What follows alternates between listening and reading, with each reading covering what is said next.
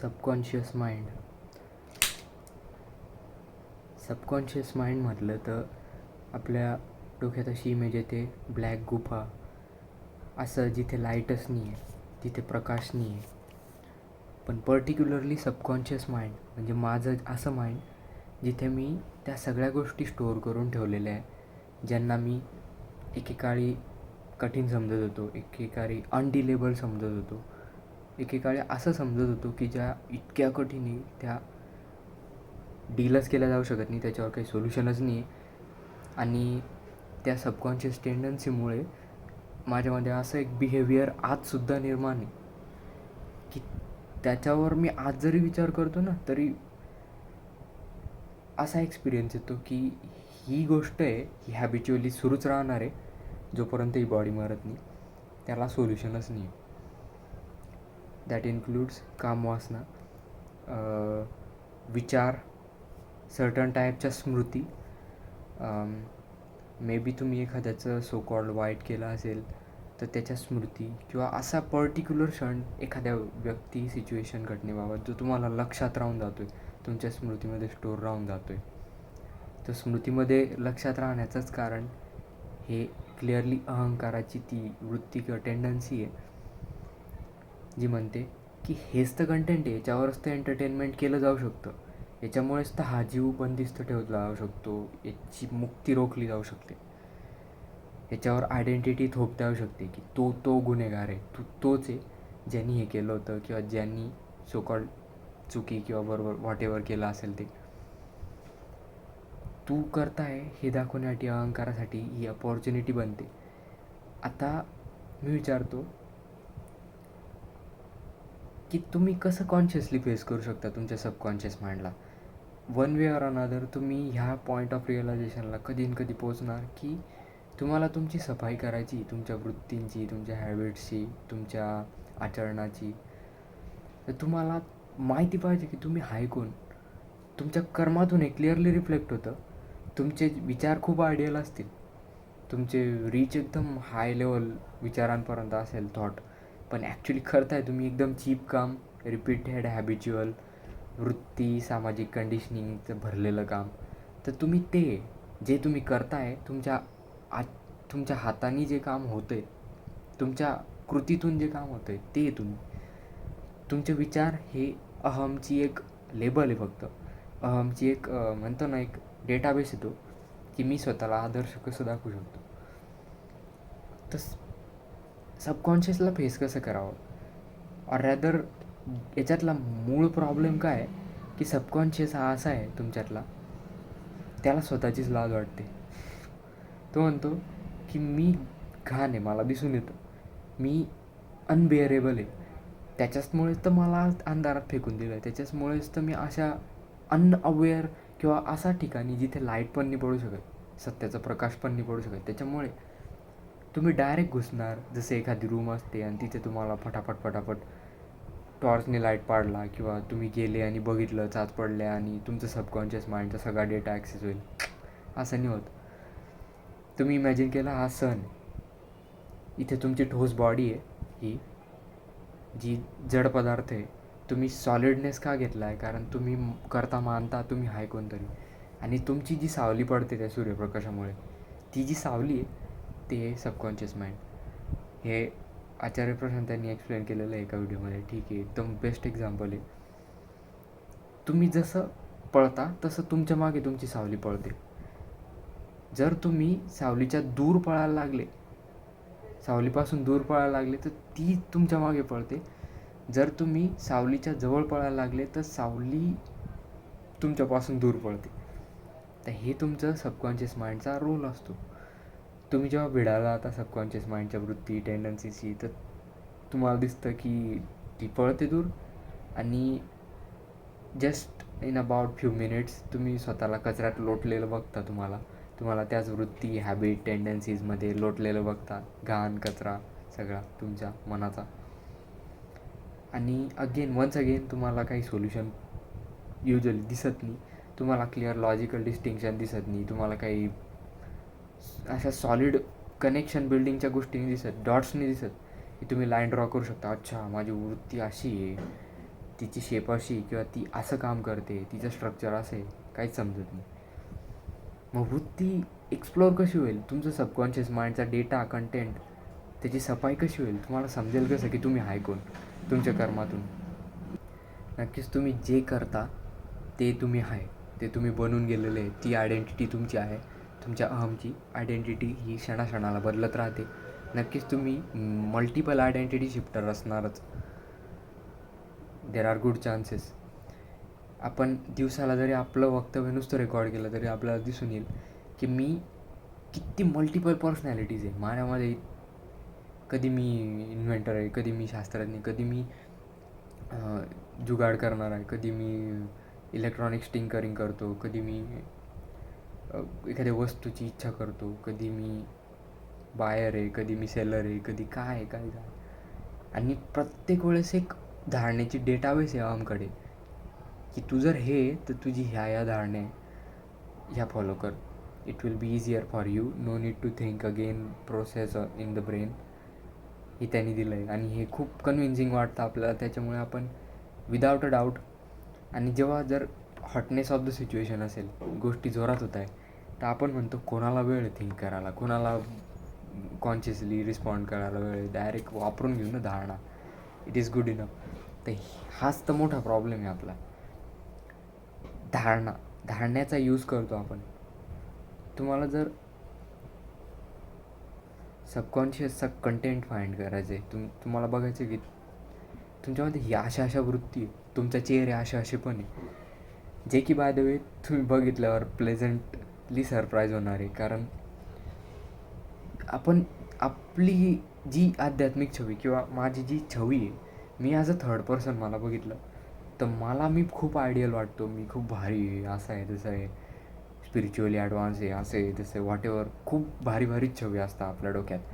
पण जेव्हा आपल्याला आपल्या तोंडासमोर आपलं रेड हँड आपण पकडतो, आपल्याला अरे माझी वृत्ती म्हणते काय, मी तर असं आहे, मी तर खराब आहे, मी तर एकदम लालची, मी तर लोभी आहे, मी सगळं मोहन निधग्रस्त आहे, तर तेव्हा मोठा प्रॉब्लेम निर्माण होतो. तेव्हा दोनच गोष्टी होतात. एक तर आपण भागतो, नाही तर भिडतो. भागतो कसं, मी ॲक्सेप्टच करत नाही, मला जे दिसतं ते खोटं आहे. जरी तुम्हाला तुमच्या तोंडासमोर सत्य रेड हँड पकडलं आहे तुम्ही, तरी तुम्ही तुमचा मगेन चालाकी करू शकतो. म्हणतो मी मानतच नाही, भागून जातो, मी पळून जातो इथून. भिडणे कसं आहे, आता एखादा म्हणतो अरे मी वाईट आहे का, आता correction needs to be done. आता याला चांगला बदलला पाहिजे. हा जो कोणी येतो त्याला चांगला मारून झोडून हाणून टाईट करला, सरळ केला पाहिजे. पण कृपया बघणे की तुम्ही चांगले वाईट आहे किंवा काय बनून बसले तुमच्या सबकॉन्शियसमध्ये, काय डेटा आहे ना, तुम्हाला त्याच्यापासून भागायचं आहे ना भिडायचं आहे. ठीक आहे, सबकॉन्शियस माइंड डायरेक्ट ओपन नाही आहे तुमच्याशी कम्युनिकेट करायला, रिव्हील करायला. त्याचे काही स्वतःचे काही रिझन्स असतील, तुम्ही त्याला माफ करून द्या बस. माफ करण्याचा गोल हाच आहे की तुम्ही मुक्त होणार, त्यापासून सुटणार तुम्ही. तुम्हाला एखादी गोष्ट जर लक्षात राहते, लेट्स से माझी आई आहे तर तिला आजीबद्दल जरा जास्तच गोष्टी लक्षात राहतात. मग मी थोडं एक्सप्लोअर केलं की आहे काय नेमकं आहे, तर मला समजलं की माझ्या आईला थोडं काही प्रतिकूल सिच्युएशनमध्ये जगायला लागलं होतं, विच शी थिंक्स की ते आजीमुळे झालं. आणि बाय द वे मी बघू शकतो की कोणीच आयडियली परफेक्ट लाईफ जगत नाही. चाइल्डहूड असो किंवा कोणतीही एज असो, चाइल्डहूडमध्ये सुद्धा बच्चा परेशान आहे, त्याच्या पॉटी आणि त्याच्याने मिडल एज क्रायसिस तर माहिती सगळ्यांना. त्याच्यानंतर जवान होतो तेव्हा मुलगी यांचं अट्रॅक्शन, सगळे त्रस्तच आहे. लग्न झाल्यानंतर लग्न प्रॉब्लेम आहे, बुड्ढा आल्यावर बुड्ढापणा प्रॉब्लेम, म्हणजे प्रत्येकजण परेशानच आहे. ते फक्त म्हणता काय की problem is because of the external situation, external व्यक्ती किंवा. तर ही वृत्ती मला दिसली आहे, ठीक आहे. पण माझं म्हणणं काय आहे की ज्या गोष्टी स्मृतीमध्ये राहत आहे ना, ते तुमचं कंटेंट आहे त्या याचं सबकॉन्शियस माइंडचं. ते तुम्हाला स्ट्रक्चर, एक धारणेचं एक आराखडा देतं आहे, एक तुमच्या बिल्डिंगला अहंकारच्या स्ट्रक्चर देतं आहे ते की तू असा आहे, तू अशा पद्धतीने उभा आहे, तुझी विचारांची स्टाईल ही आहे, तुझी एखाद्या व्यक्तीशी बोलण्याची स्टाईल ही, because of this past undealt situation. त्यांनी आधी असं केलं होतं ते तू लक्षात ठेव आणि त्याच्यानुसार त्याला ही ट्रीटमेंट दे. म्हणजे बघू शकता तुम्ही की सबकॉन्शियस माइंड हे फक्त काइंड ऑफ स्मृती बेसवर चालतं. त्याच्यात स्टोरेज आहे, त्याच्यात तुम्ही स्टोअर करून ठेवलेलं आहे की हे कसं चांगलं आहे, कसं वाईट आहे, याला कसं डील करायचं, या माणसाला कसं ट्रीट करायचं, हे त्याच्यात सगळं स्टोअर्ड आहे. आता हे स्टोअर्ड काय आहे, कारण तुम्हाला सो कॉल्ड त्रास झाला होता, सो कॉल्ड सुख झालं होतं, दुःख झालं होतं, काहीतरी पीक सिच्युएशन अहंकाराला फील झाली होती त्यावेळेस, आणि तो सीन तो सिच्युएशन अर्धा उर्धा जगलेला आहे, पूर्ण जगलेला क्षण नाही तो. त्याच्यामुळे त्याचं ओझं मी आज पण पाठीवर घेऊन चाललो आहे पुढे, आणि तो स्मृतीमध्ये आज पण मी कॅरी करतो तो क्षण. आणि त्या स्मृती अशा ऑलवेज ओपन नसता. जेव्हा सिच्युएशन येते, क्षण येतो, तो व्यक्ती येतो, ट्रिगर येतो, किंवा अशी काहीतरी सिच्युएशन जे खुलू शकते ती मेमरी, तेव्हा ती मेमरी सीड, ती जी सीड असते तिची सबकॉन्शियस सीड, ती ओपन होते आणि तुमची वृत्ती सांगते की आता असं असं बिहेवियर कर. तुम्हाला एक पॅटर्न देतं, तुम्हाला ते सेट ऑफ रूल्स देतं, सेट ऑफ ॲक्शन्स देतं की हे कर आता. हे तुमच्या वृत्ती फॉर्ममधून येतं. तुम्हाला एक दिशा देतं, एक कल देतं, ते प्रिज्युडिस देतं, धारणा देतं. आणि कृपया बघणे, आपली 99% ऑफ द लाईफ प्रिज्युडिस, धारणा, मनाचे आराखडे याच्यावरच चालू आहे फक्त बस.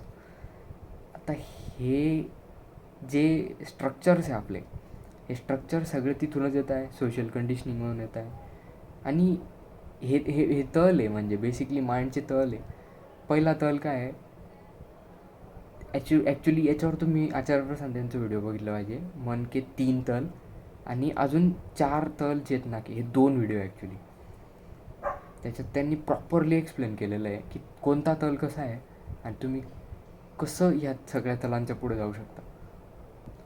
तर आता हे नका म्हणू कधीच की तुम्ही सबकॉन्शियस माइंडला तर डील नाही करू शकत डायरेक्टली.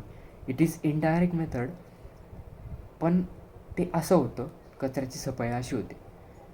आता जेव्हा तुम्हाला दिसतं कचरा आहे, हा मी माझ्यामध्ये ही टेंडन्सी, वृत्ती आहे, मी असा डील करतो गोष्टींना, कचरा दिसला, इमानदारीने मान्य करणे की कचरा आहे.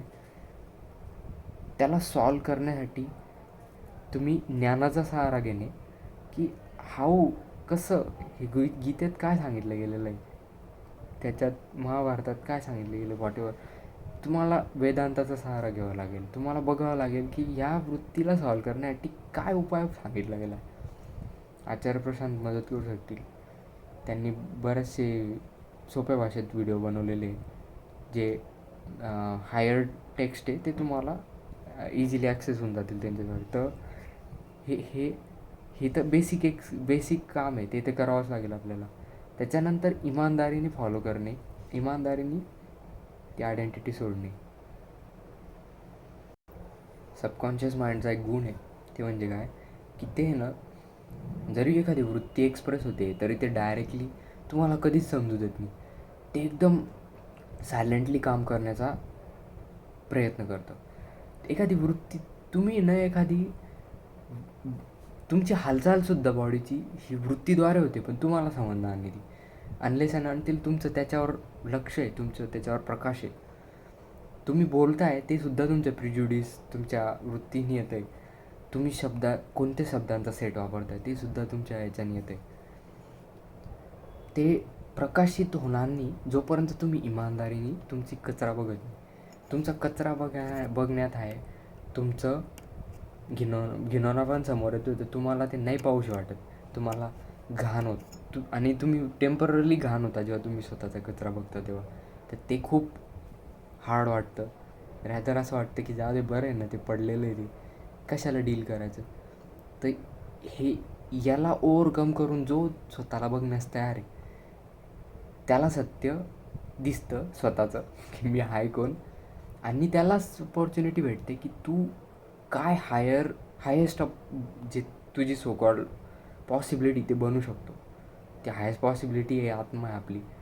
की आपण कोणताच पर्टिक्युलर स्पेसिफिकनेस न घेणे, न फॉर्म घेणे, न बॉडी माइंडचे आयडेंटिफिकेशन करणे, ती हायेस्ट पॉवर तुम्हाला भेटून जाते ह्या कचऱ्याला फेस केल्याने.